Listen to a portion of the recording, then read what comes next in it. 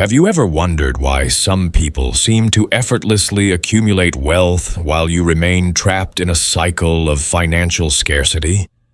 This question generates a deep discomfort, a sense that something fundamental separates those who thrive from those who merely survive economically. Many of us observe this phenomenon daily, feeling a mixture of admiration and frustration as we contemplate the chasm that exists between different financial realities. Most people navigate these questions superficially, seeking answers in ready-made formulas and generic investment advice, without ever touching on the true philosophical root that underpins our relationship with money. Immanuel Kant's concepts, especially his categorical imperative and his view on autonomy and heteronomy, seem too distant from the everyday reality of our empty pockets and unpaid bills.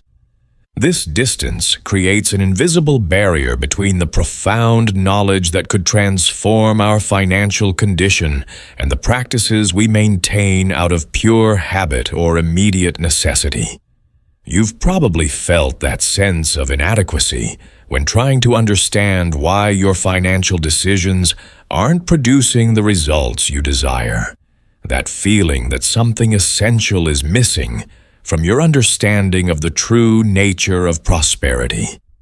By the end of this video, however, you'll have a clear and applicable understanding of how Kantian principles can illuminate and radically transform your relationship with money, revealing unconscious patterns that have limited your ability to generate and maintain wealth.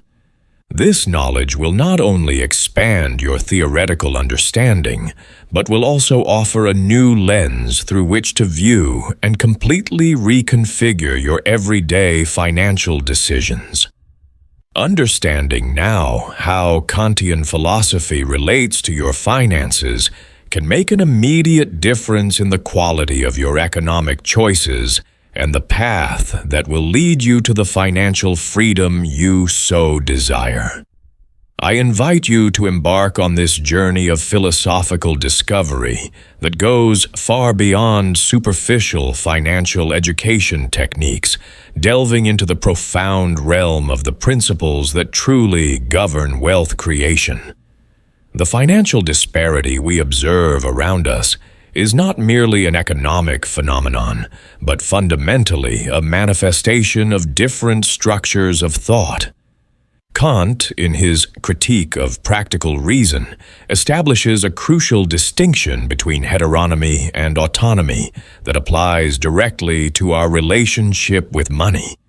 When we live in financial heteronomy, our economic decisions are governed by external forces, momentary impulses, and desires that have not been vetted by reason.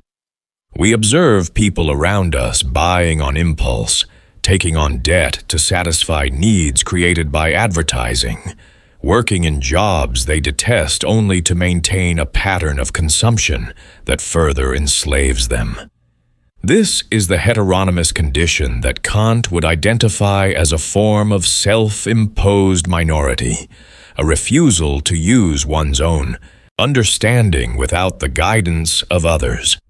People who remain in precarious financial situations often delegate their economic decisions to external influences, be it aggressive marketing, social pressure to consume, or simply the inertia of inherited family patterns of how to handle money.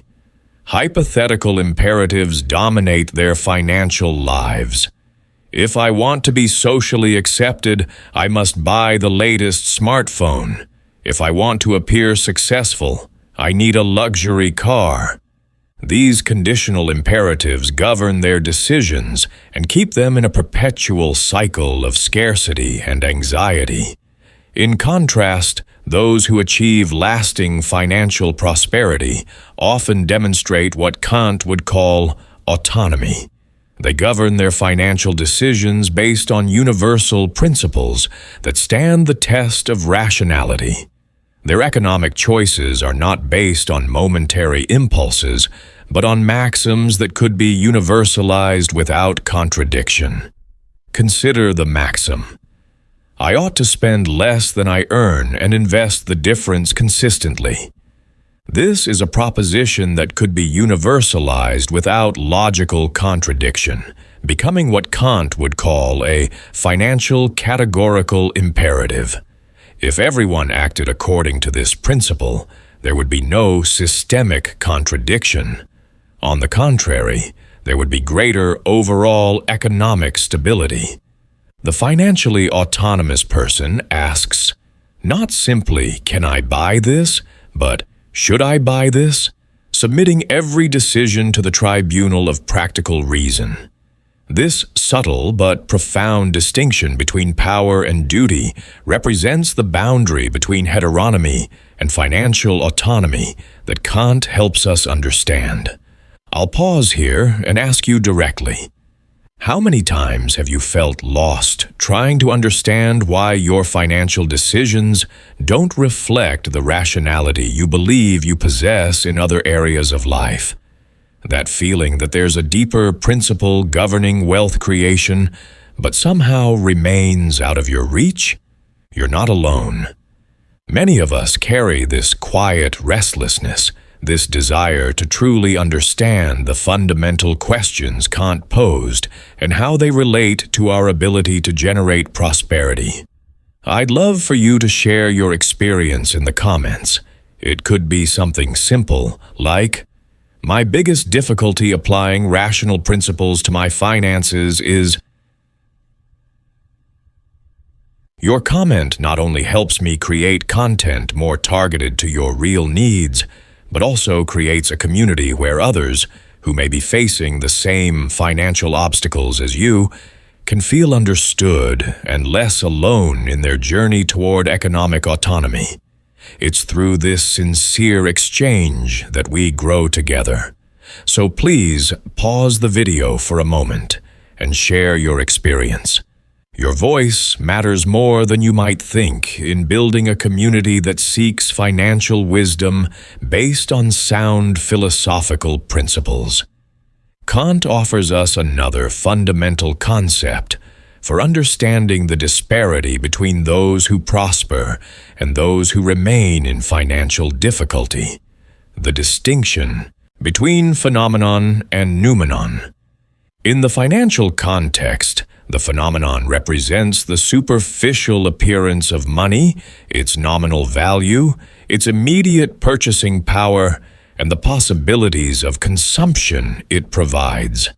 It is this phenomenal dimension that captures most people's attention. They see money merely as a means to acquire things, to satisfy momentary desires. However, those who truly understand wealth perceive what we might call the financial noumenon, the thing itself beyond appearance.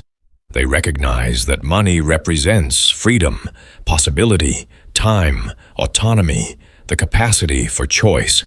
It is the tangible manifestation of conserved human energy, of accumulated labor, of created value. While the average person remains trapped in the phenomenal illusion of money as an object of consumption, those who prosper understand its noumenon as potential energy that, when wisely conserved and directed, multiplies and creates more possibilities. This understanding leads us to another crucial element of Kantian thought, the idea of treating people as ends in themselves, never as mere means. In the financial context, those who remain trapped in cycles of scarcity often treat themselves as mere means to consumption. They sacrifice their time, health, and creative potential in jobs they detest, only to sustain consumption patterns that keep them perpetually dependent. In contrast, those who achieve financial independence tend to cultivate a deeper relationship with their own potential. They treat their abilities, talents, and time as ends in themselves, worthy of development, improvement, and expression. Consequently, they find ways to generate value that are intrinsically satisfying and not merely instrumental. This subtle shift in perspective from seeing oneself as an instrument of consumption to recognizing oneself as a source of intrinsic value reflects the fundamental Kantian principle of human dignity applied to the economic realm.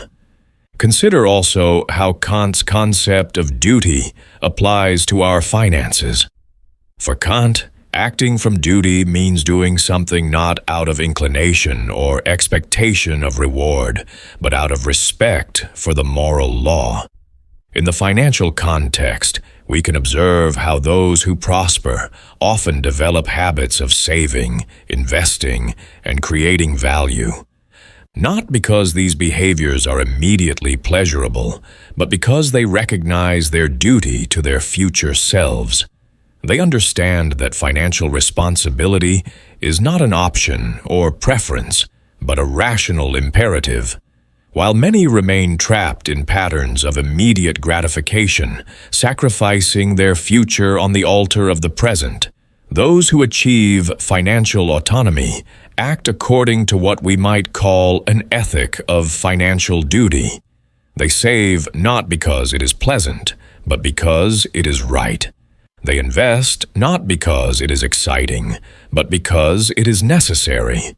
They avoid unnecessary debt not because they are risk-averse, but because they understand that taking on financial obligations without a productive purpose violates the principle of autonomy. The ability to transcend immediate temporality that Kant explores in his philosophy also manifests itself clearly in the differences between those who prosper and those who remain in financial difficulty. The German philosopher argues that our experience of time is a construct of consciousness, not an objective reality in itself.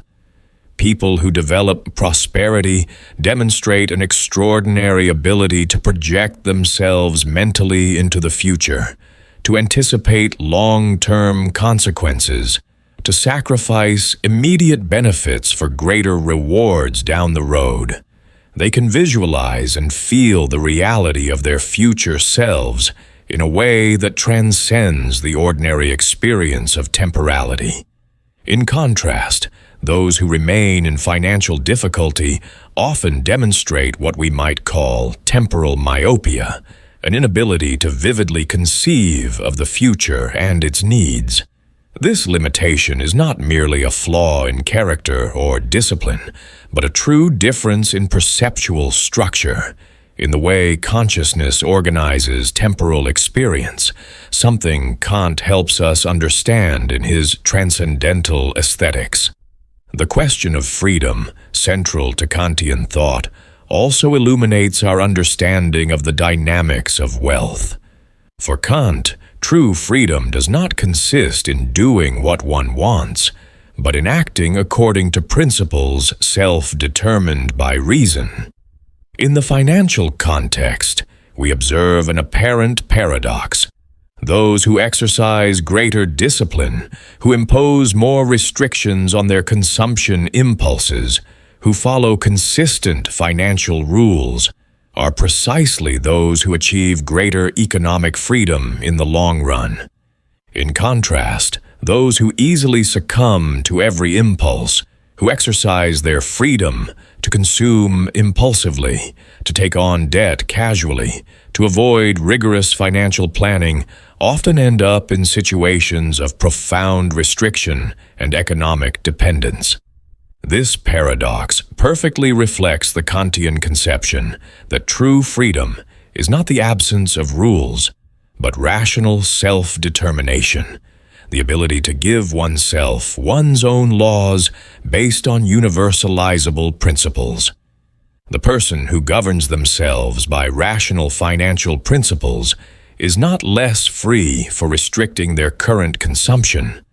On the contrary, they are exercising their freedom in the deepest Kantian sense of the term. Kant also introduces us to the concept of the kingdom of ends, an ideal community where all rational beings treat each other as ends in themselves, never as mere means. We can observe how different relationships with money reflect different proximity to or distance from this ideal. Those who remain trapped in cycles of scarcity often develop an instrumental relationship with others in the economic context. They see customers only as sources of income, employers only as payers, colleagues only as competitors or circumstantial allies. This instrumental view of economic relations profoundly limits their ability to generate authentic and sustainable value. In contrast, those who develop lasting prosperity tend to cultivate what we might call a kingdom of ends economy. They seek to create genuine value for others, not as a manipulative strategy to obtain more in return, but as an expression of respect for the dignity and autonomy of others. Paradoxically, it is precisely this non-instrumental orientation that often results in greater material rewards. By treating each economic interaction not as a mere transaction, but as an opportunity to contribute to the common good, they cultivate a network of relationships that naturally expands their possibilities for prosperity. The Kantian distinction between price and dignity also offers profound insights into financial disparity. Kant argues that everything that can be replaced has a price, but that which is above all price, admitting of no equivalent, possesses dignity. We observe that financially successful people often develop skills, knowledge, and abilities that possess what we might call a market singularity, a quality that makes them irreplaceable in their fields. They transcend the status of mere commodities in the labor market, where they are easily replaceable and therefore have low exchange value. Instead, they develop what Kant would call a dignity value, something that cannot be easily replicated or replaced. This singularity need not necessarily manifest itself as an extraordinary skill or rare talent. It can emerge from a unique combination of common capabilities, a distinctive approach to problem solving, or simply exceptional consistency and reliability. The crucial point is that these people transcend the logic of substitutability that keeps the incomes of the majority low. Kant's conception of the sublime, that experience that surpasses our capacity for comprehension and connects us with something greater than ourselves, also finds interesting parallels in different relationships with wealth. People who remain in precarious financial situations often develop a purely utilitarian relationship with money, seeing it merely as a means to satisfy basic needs or immediate desires. In contrast, those who develop sustainable prosperity often cultivate what we might call an appreciation of the economic sublime, an awareness of the transformative potential of wealth when directed toward purposes greater than mere individual consumption. They understand that money, when accumulated beyond a certain point, transcends its basic function and becomes an instrument for impacting communities, transforming industries, supporting important causes, and creating lasting legacies. This expanded perspective, this ability to contemplate possibilities that transcend the horizon of immediate self-interest, resembles Kant's experience of the sublime, where we feel simultaneously dwarfed by the immensity of possibilities and elevated by the ability to conceive of them. Kant's concept of reflective judgment, explored in his Critique of the Faculty of Judgment, also illuminates important differences in financial mindsets. In determinative judgment, we apply previously established concepts to particular cases. In reflective judgment, We start from particular cases in search of concepts that organize them. In the economic context, people who remain in financial difficulty tend to operate predominantly in the mode of determinative judgment, applying familiar rules and concepts to all situations, even when these do not perfectly fit the circumstances. I need a stable job. I should buy my own house.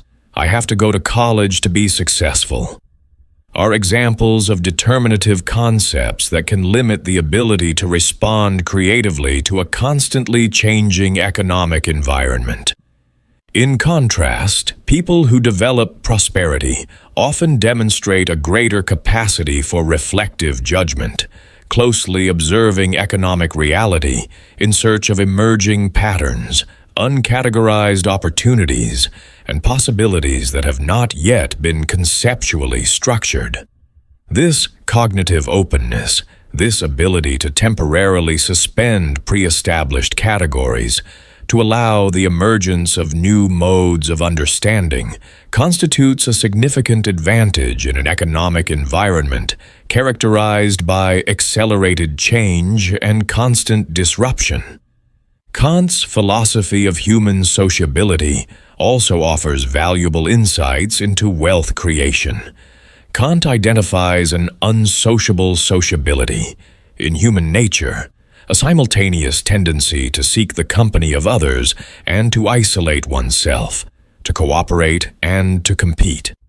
In the economic context, we observe how those who prosper often masterfully navigate this fundamental tension.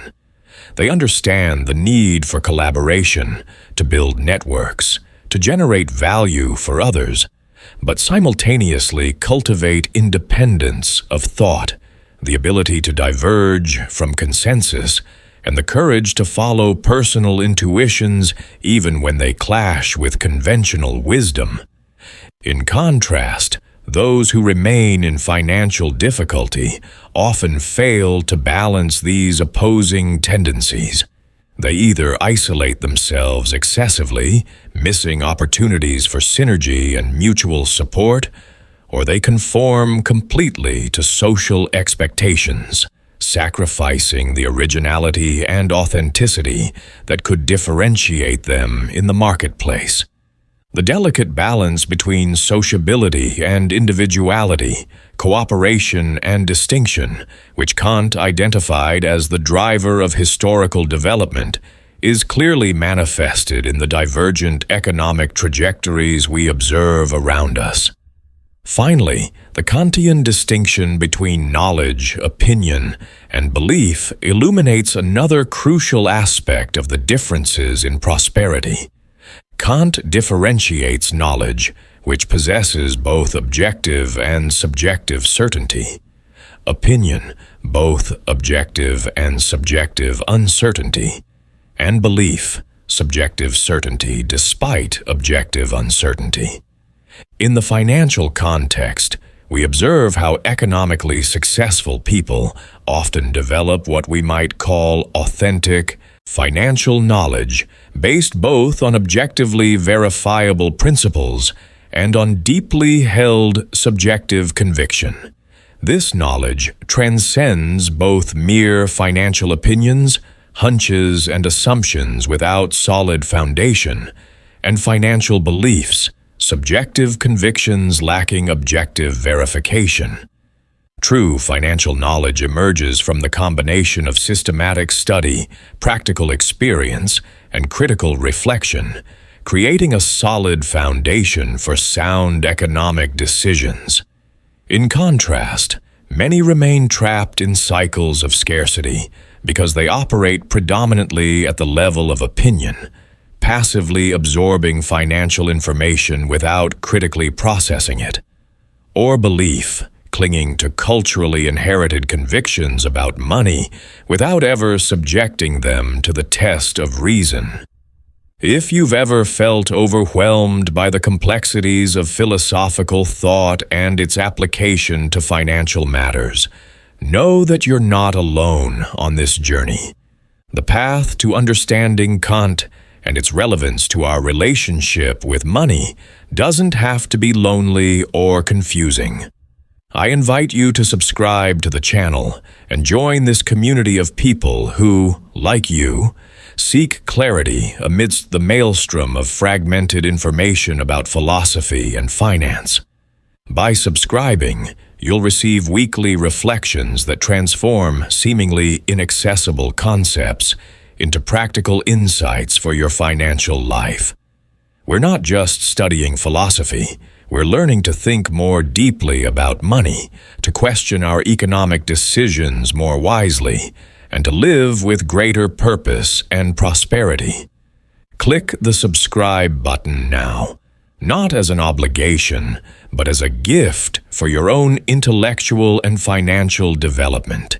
And if this content brought you any clarity today, please leave a like as a way to say we're together in this quest for true knowledge that frees both the mind and the wallet.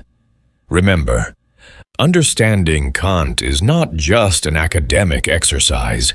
It is a way of awakening to a more conscious, authentic, and yes, prosperous existence.